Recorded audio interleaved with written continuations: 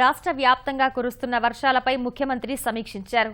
వర్ష ప్రభావిత జిల్లాల కలెక్టర్లు, అధికారులతో విజయవాడ కంట్రోల్ రూమ్ నుంచి మాట్లాడారు.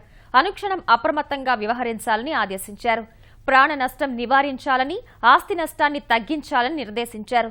వర్ష బాధితులను అన్ని విధాలా ఆదుకోవాలని చెప్పారు. అనంతరం టెలికాన్ఫరెన్స్ నిర్వహించారు. భారీ వర్షాల దృష్ట్యా గుంటూరు, కర్నూలు, ప్రకాశం, కృష్ణా, తూర్పు గోదావరి జిల్లాల యంత్రాంగాన్ని సీఎం అప్రమత్తం చేశారు. పొంగుతున్న వాగులు, వంకలను జియో ట్యాగింగ్ చేయాలన్నారు. అన్ని శాఖలు సమన్వయంతో పనిచేయాలని స్పష్టం చేశారు. జలాశయాల్లో వరద పరిస్థితిని ఎప్పటికప్పుడు పర్యవేక్షించి దిగువ ప్రాంత ప్రజలను అప్రమత్తం చేయాలన్నారు. అన్ని ప్రాంతాల్లోనూ అవసరమైన మేరకు సహాయ చర్యలు చేపడుతున్నట్లు వెల్లడించారు. అలాగే పరిస్థితి తీవ్రమైతే తీసుకోవాల్సిన చర్యలపైన ప్రభుత్వం పూర్తి అప్రమత్తంగా ఉందన్నారు. అకాల వర్షాలు, ఒక పక్క తుఫాను, రెండు కూడా అధిక వర్షాలకు దారితీసింది. ఈరోజు కంట్రోల్ రూమ్స్ అనేటివి ఎలాంటి వర్షాలు వచ్చినా అవన్నీ ఏ విధంగా హ్యాండిల్ చేయాలి అవన్నీ చేస్తున్నాం. ఎస్డిఎఫ్ని, ఎన్డీఆర్ఎఫ్ని యాక్టివేట్ చేశాం. అదే మరి 2 హెలికాప్టర్లు కూడా నేవీ నుంచి 2 హెలికాప్టర్లు తెప్పించి పొజిషన్ చేశాం. ఎవ్వరికి ఇబ్బంది లేకుండా వీలైనంత వరకు అందరినీ ఆదుకోవడానికి ప్రయత్నం చేస్తున్నాం.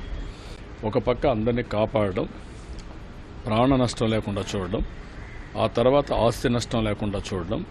కొంత ఆస్తి నష్టమైన, కొంతమందికి ఇబ్బంది కలిగిన వాళ్ళకి ఏ విధంగా తాత్కాలికంగా బియ్యం కానీ నిత్యావసర వస్తువులు సరుకులు ఇవ్వడం, అదే మాదిరిగా ఇలాంటి వరదలు వచ్చినప్పుడు ఇవ్వాల్సిన సబ్సిడీస్ ఏవైతే ఉన్నాయో అవన్నీ కూడా ఇవ్వడం, పునరావాసం కల్పించడం కూడా చెప్పాం. రిజర్వాయర్స్ కానీ, చెరువులు కానీ ఇవన్నీ కూడా యాక్టివేట్ చేసాం. ఇరిగేషన్ డిపార్ట్మెంట్ని స్లూయిస్ కరెక్ట్గా ఉన్నాయా, గేట్లు కరెక్ట్గా పనిచేస్తున్నాయా, ఎక్కడన్నా ఇబ్బందులు ఉన్నాయా, మెయింటెనెన్స్ చేసినా కూడా మళ్ళీ ఒకసారి చెక్ చేసుకున్నాం. ఎంత వాటర్ వచ్చినా దాన్ని రిలీజ్ చేసే పరిస్థితి తీసుకురావాల్సిన అవసరం ఉంది. కంట్రోల్ రూమ్లో ఇంకొక ఎక్సర్సైజ్ కూడా చేశాం. ఎక్కడ వర్షం పడితే ఎక్కడ చెరువుల్లోకి వస్తుంది, ఎక్కడ చెరువులు నిండితే ఏ ప్రాంతానికి ఆ నీళ్ళన్నీ వెళతాయి, ఏ ప్రాంతంలో వెళితే వరదలు ఎట్లా వస్తాయి, అవన్నీ కూడా ముందుగానే ప్రొజెక్ట్ చేసి అక్కడి నుంచి అప్రమత్తంగా ఉండమంటున్నాం. భవిష్యత్తులో కూడా ఇంత వర్షం పడినా, ఇంకొంచెం ఎక్కువ వర్షం పడినా ఎక్కడ వెహికల్స్ నిలిచిపోకుండా కాజువేలను కూడా పెంచుకొని, హైట్ పెంచుకొని, ఎక్కడ వరదలు లేకుండా, వరద వచ్చినా మనం ప్రయాణం ఈజీగా చేసేటట్టు చేయమన్నాం.